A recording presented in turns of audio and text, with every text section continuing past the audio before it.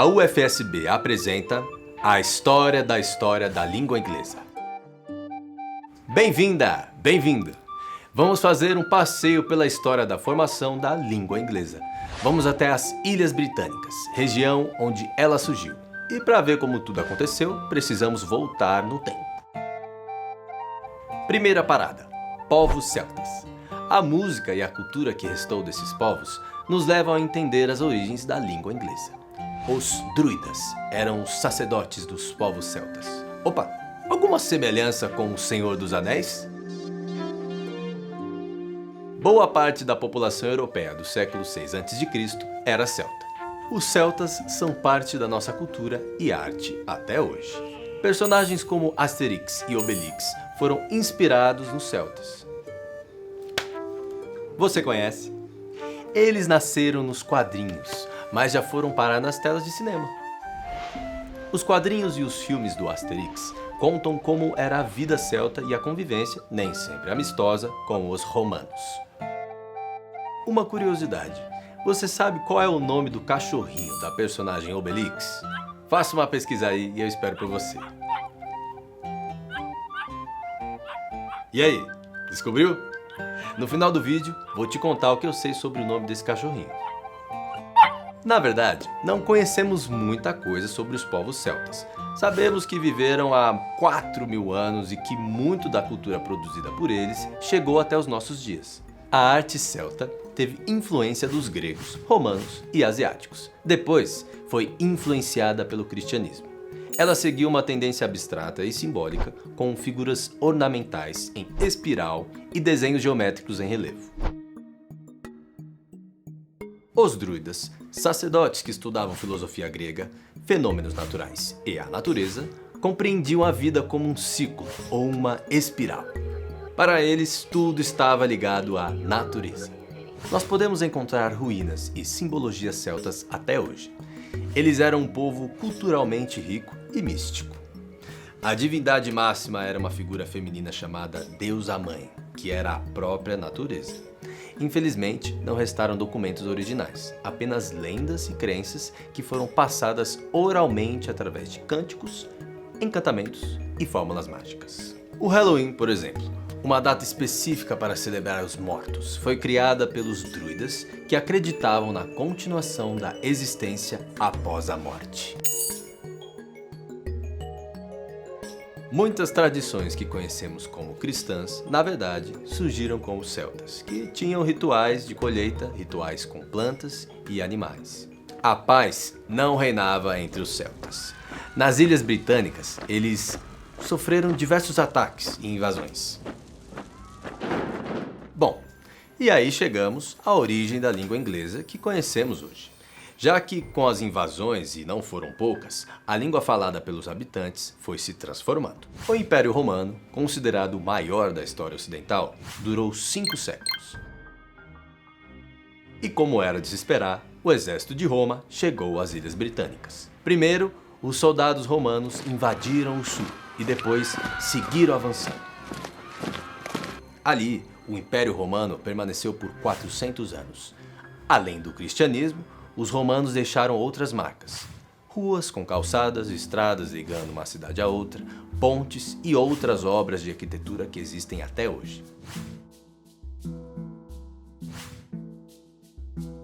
Depois do colapso do Império Romano, as ilhas ficaram desprotegidas e as tribos começaram a brigar entre si. Os bretões, povo de origem celta, buscaram proteção com mercenários anglo-saxões. Os anglo-saxões, no entanto, gostaram da região e não foram mais embora. Mandaram buscar esposas e filhos, expandiram o território onde viviam e, pouco a pouco, empurraram os celtas para a costa ocidental. Nos anos 500, a Inglaterra já estava dominada pelos anglo-saxões. Estamos agora no tempo do lendário Rei Arthur e dos Cavaleiros da Távola Redonda. O cristianismo, deixado pelos romanos, sobreviveu e em pouco tempo os anglo-saxões se tornaram também cristãos. E lá vem a próxima invasão: os vikings.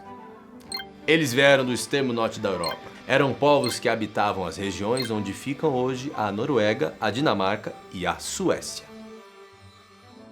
Depois de quase sucumbir, os anglo-saxões conseguiram expulsar os vikings e recuperar o território. Novos invasores vieram do sul. Eram os normandos, povos do norte da França, também descendentes dos vikings. Em 14 de outubro de 1066, aconteceu a Batalha de Hastings. Chega ao poder Rei Guilherme, o Conquistador. Nunca mais os anglo-saxões seriam reis outra vez, e por um período, a língua oficial da região foi o francês. Finalmente, em 1215, a Carta Magna é assinada. E com ela, a Inglaterra volta a ser independente, e a língua inglesa recupera o status de língua oficial. A paz não durou muito. Pouco depois, a Escócia se alia à França e resolve se voltar contra os ingleses. Para se proteger, a Inglaterra faz aliança com Portugal em 1373. Essa aliança ainda existe e é, por sinal, a mais antiga aliança europeia. Apoiada por Portugal, a Inglaterra invade a França. Começa a Guerra dos 100 Anos, que na verdade durou um pouco mais do que isso, foram 116 anos. Depois de muita luta, a França retoma o território e expulsa os ingleses. Agora em paz, vamos falar de um dos reis mais famosos, Rei Henrique VIII. Aquele que, para se separar da esposa Catarina da Espanha, funda a Igreja Anglicana. E como chefe da nova igreja, ele se casa 5 vezes. Mesmo com tantos casamentos e muitas tentativas, Henrique VIII não conseguiu um herdeiro homem. Assim, a filha mais velha, a rainha Mary I, herda a coroa. Mas Mary I era uma mulher católica.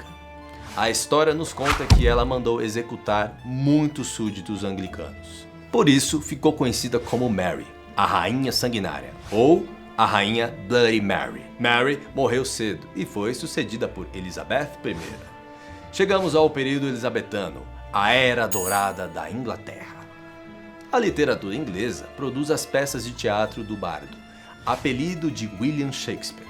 Depois da influência do latim, do francês e do alemão, a língua inglesa falada recebeu muita influência desse grande escritor. Shakespeare criou mais de 1.700 palavras e, como se tornou muito popular, unificou a língua inglesa. Além disso, Shakespeare influenciou toda a literatura do mundo ocidental. To be or not to be? That's the question. E os piratas? Todos conhecemos os piratas que navegavam 7 mares. Antes do teatro inglês de Shakespeare conquistar o mundo, portugueses e ingleses exploravam os mares. Foi assim que nasceu o Império Britânico no ano de 1588. Os ingleses colonizaram os Estados Unidos da América. Com a Companhia das Índias, o império se espalhou pelo mundo, levando a língua inglesa para as colônias. A língua inglesa influenciou culturas, mas também foi muito influenciada pelas línguas com as quais teve contato. Quer ver?